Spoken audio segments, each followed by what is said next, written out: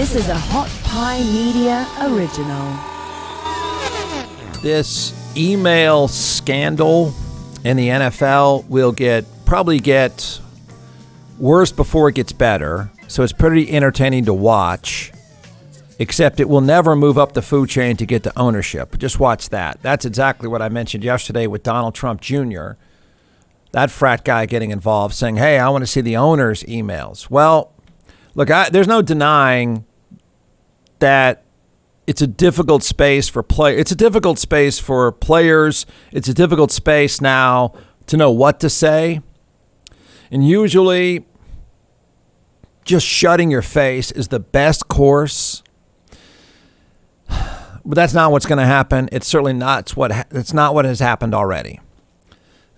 I don't want to pile on him too much because I think the guy is stuck where a lot of people get, and you think if there's a camera, you have to talk. The ability to be so calculated and say nothing, leave. I don't want to be here today, and just don't is not easy for a lot of people when you're used to being a star. You're used to people. You think people care what you have to say. You feel obligated to share what you feel. So you get confused and you start talking. Is this a terrible thing? Not so much. John Gruden, the head coach, former head coach of the Raiders, got caught up in a bunch of lawsuits and litigation, and his knuckleheaded, homophobic, sexist emails were outed. I know people love to say, but other dudes in the NFL have done it. Yes. But the issue is it's pretty tough to go back in and manage the staff once the team has heard you say all these things. It is really particularly difficult when you're the Raiders and one of your best players, certainly one of your best defensive players, is gay. Just think about if you managed an office. Okay, this is really a small business. And you got outed. You accidentally sent an email out, company-wide email. Well, do you think it's fair, an accident, uncool, whatever? It happened.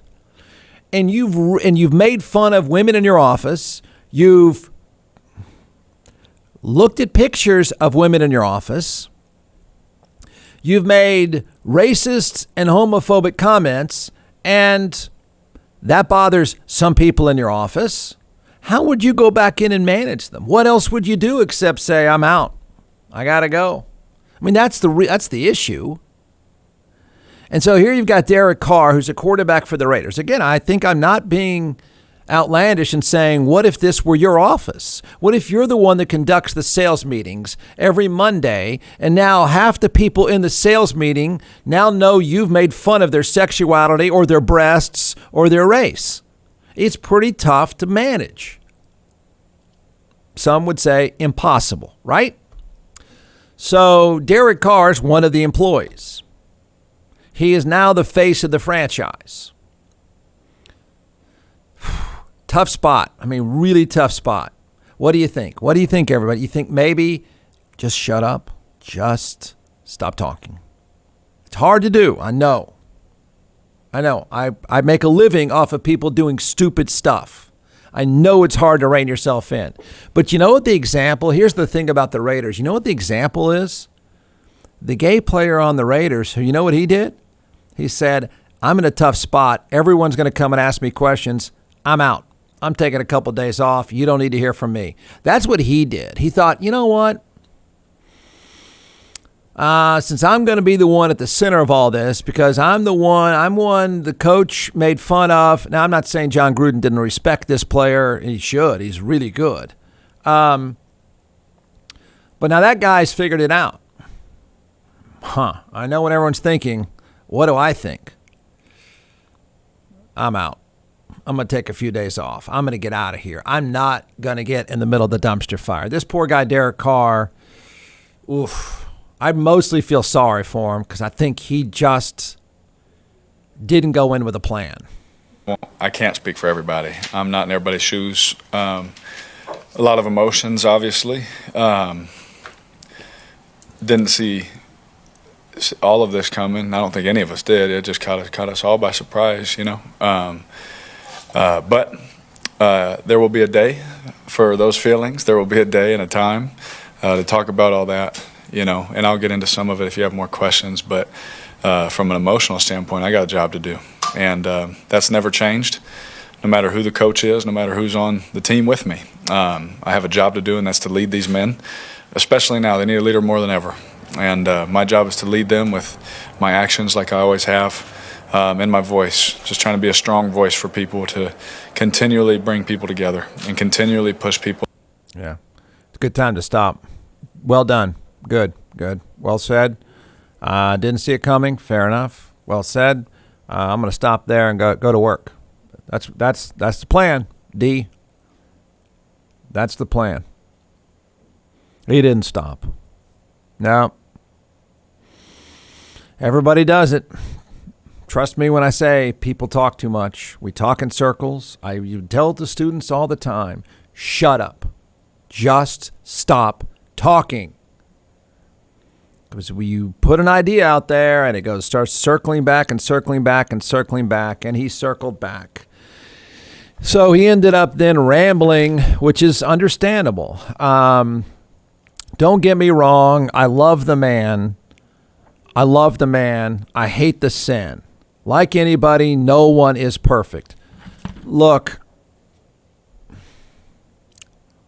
you can't defend, just like I'd set up the scenario, you couldn't defend your sales manager in the office because your teammates, your coworkers, the people you go to work with every day who all have the same agendas you do, they're probably not, some of them are not feeling so great about things right now. So it's tough to defend the boss.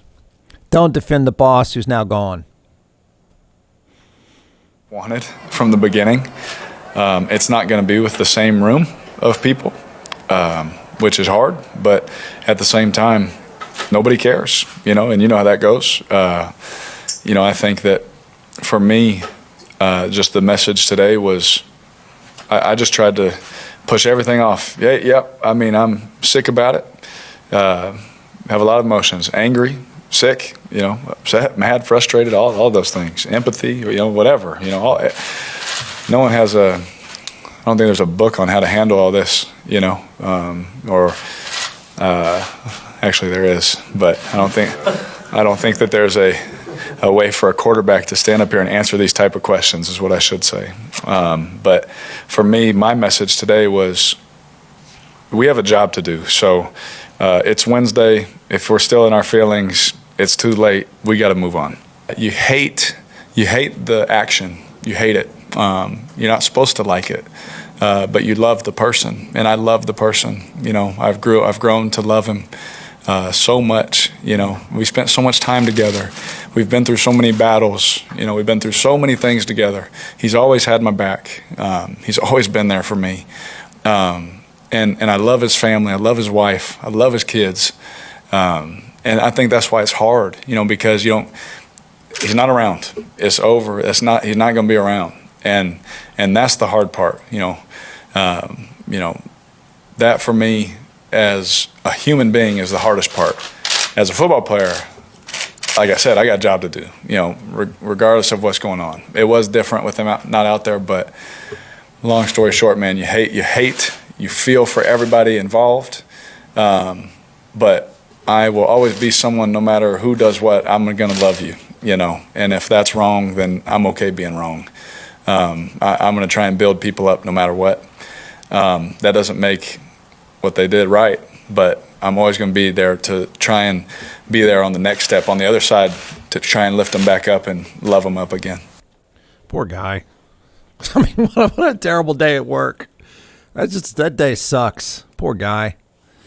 If you're thinking, well, God, what did he say? I mean, he just went off on every knuckleheaded, homophobic take you could come up with. He was that meathead guy in the emails, and he went on and on and on. And then, of course, it got worse because the cheerleaders, the sneaking photos, the cheerleaders that have been leaked. I mean, it was a dumpster fire.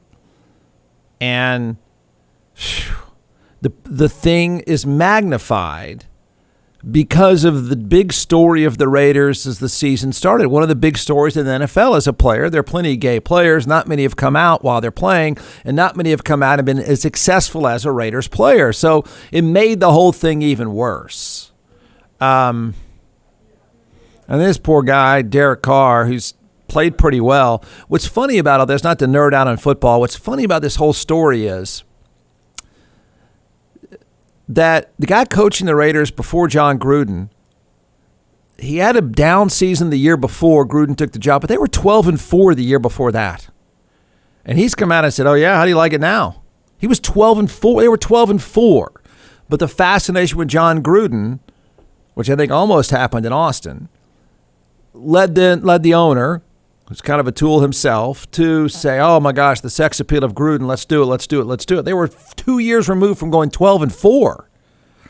So that, of course, is thrown back in their face. Does it end here? No, it'll only end when it gets to the owners. There's going to be a lot of people caught up in these meathead email exchanges, these porno pics. There's all, the whole thing is going to play itself out as every idiot in the office. That's what it's going to look like. It'll stop just as it gets to ownership. John McClellan is the co-founder and creator of ATX Hot Sauce, now in all 50 states and several retail outlets as well. So what we're going to do today is we're going to let this social media rock star chef walk us through 4 different sauces, and then I'll taste, and we'll tell everyone why they should buy. You can give the science behind these, and then I'll make the simple recommendation. Go to atxhotsauce.com. All right, I don't think anybody's heard the website. Yeah, I know. By you, Jeff, I've never heard that. It is atxhotsauce.com. I'll say I got that one right. 45 times, atxhotsauce.com. So let's do it. I brought 4 flavors here, and we're going to test your palate today. Okay. And I only brought 4 because I didn't think you could handle 5 or 6. Yes, probably a smart move. Yeah. And so the first one we're going to try here, it's called Beet Heat. And just like the name implies, it has beets in it. It's made with red Fresno peppers. Red Fresnos are red peppers that are they're hotter than a jalapeno and a little bit less than a serrano. So not super hot here, just a lot of really good flavor. So we're going to start with this one, and then we're going to move up the chain. Okay. I've had the Beet Heat, but okay. Yeah, we're going to try it though. It goes well with a cab. All right, Jeff's savoring Beet Heat. I'll even do it with you, so that should be all right. Now remember, it is hot sauce. Yeah. Oh, it is. It's hot sauce. Trust me, man. Wait, is that one hot to you? No, a little. Yeah. The great thing with the fermentation process is you get a bunch of the flavor right up front. Yeah. And then the heat comes, but then it dissipates pretty quickly, especially with the red Fresnos. This is not a very spicy one, but it is a very tasty one. Goes on great on sandwiches. Beet Heat. Beet Heat. B-E-E-T. Heat. All right. Go to atxhotsauce.com. That's right. There's a new Rudy in this context. So prepare yourself now. Today's the first time I say it, and I suspect, unfortunately, I'm going to say it. You may not feel the same way, and that's fine, but I'm going to probably say it pretty often. I bet I said, poor Rudy. I'm going to feel it right now. Poor Rudy. 600 times. Poor Rudy. Why would you say poor Rudy, Jeff? Hey, listen. The man's face melted. Okay? He's a mess. Poor Rudy, because he got caught up. I know he's an adult and supposed to be pretty smart, but the dude isn't so sharp, apparently, and he's a little old, and he's got the shakes and maybe an alcohol problem. Poor Rudy. He got caught up in the Trump dumpster fire.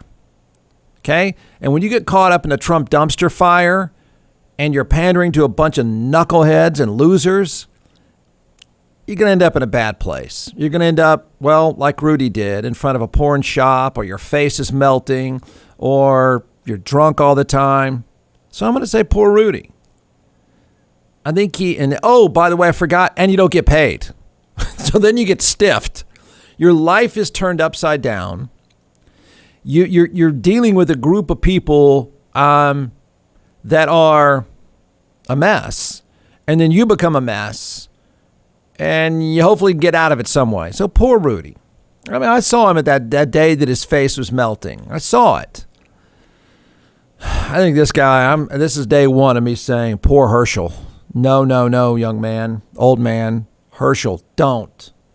Go here. Don't do it. Look at Rudy. Look what happens. I know, Jeff, he's an adult. He wants to run himself. That's his problem. I know. But I'm going to say poor Herschel. I think he is already getting caught up in. All that matters, as we now know, is Trump thinks you like him and you'll kiss his ass. And then he'll do the same for you. He doesn't care who you are. You do good by me, and I'm okay with it. So I don't know. I never was aware of The Apprentice. I don't know the relationship. I know that goes back a long way because Donald Trump, when he owned the New Jersey Generals, if he paid him, he probably stiffed him, but it drafted Herschel Walker, signed Herschel Walker. Herschel Walker is one of the greatest college players of all time and a very good pro. Some would say a great pro. I don't know if I'd go there. Either way, poor Herschel. He is getting caught up already. He's getting caught up in that dumpster fire. I don't know who's near him. I don't know who's married to him. I know there's some issues there. The missus said, there's some accusations there. Somebody close to him say, get out, man. Get out. Get away from this circus now. But he's not. So I'm telling you now, I'm going to probably say poor Herschel a lot. I think he's our next Rudy. Whatever he did, and I'm not saying the guy doesn't have a checkered past and some issues with the missus, but whatever he did is about to get ruined. He's about to be a full-on mess. He's about to be hijacked if he hasn't already been hijacked, and it's going to go badly. He's not ready for this. Nobody's ready. When you get in the Trump orbit, notice how it ends up for you. It ends badly every time. Every time. Find somebody that it ended well. Who would that be except his kids? Here's why I say poor Herschel. So Herschel Walker is going to, this is it. This is kind of his first, I'm sure he's been on Fox News a couple times. They'll hijack him as well. So he is running for Congress in Georgia. And of course, Trump wants him there, and he likes Mr. Trump. So he's going to hold a fundraiser.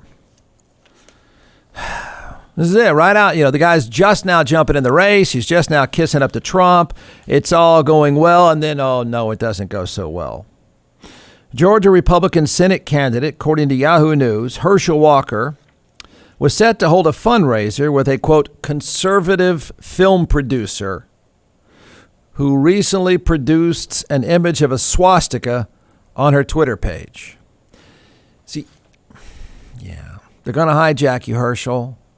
They don't mean well. They don't. I'm going to give you the benefit of the doubt and say you're just kind of an aw shucks country guy who's a great football player, and they've sucked you in, and they don't mean well. They really don't, man. They're not okay. This is not a good group of people, Herschel. Watch out. The Twitter profile of the, quote, conservative filmmaker features syringes to resemble a swastika. Spin that one. Go ahead. Herschel tried. See what happened to him already? He tried. The previously scheduled event has been called off. Herschel is a strong friend of Israel and the Jewish community. Originally, they tried to say that the swastika was an anti-mandatory vax message. So he tried that one first. Okay? He tried to say this is about anti-vaccines. And then, of course, as the day went on and it became more obvious, nope, she's a nut job. She's a racist nut job, buddy. Then they had to realize, okay, we're calling it off because it's a swastika. That's day one for this poor guy. Wait till he gets fully entrenched with those bigots, and they do this all the time. So then, of course, his opponent didn't take long to say, Herschel, this is so weird. It's going to eat this guy alive. He's going to melt down in front of everyone. He has no business being in this position, and he is talking to a crowd of nutcases. Herschel Walker defended a swastika and canceled a fundraiser does not change the fact that he failed to condemn a hateful anti-Semitic symbol. Yeah. There it is, Herschel. Look, watch how this plays out for this guy. And I'm going to say poor guy. They wanted him because he likes Trump and he's a black guy. There. And they're going to stick him in the middle of a circus, and largely a circus of racist people. Oh, how can they be racist if they support him? What do you mean? His first fundraiser, and the person, quote, putting it on, had a swastika. And he tried to spin it. Poor guy tried to spin it. He was forced to try to spin it because he needs the money, he needs the publicity, and oh, by the way, his votes are going to come from those knuckleheads. From the Hot Pie Media Studios in Austin, Texas, it's the Jeff Ward Show. Listen at jeffwardshow.com.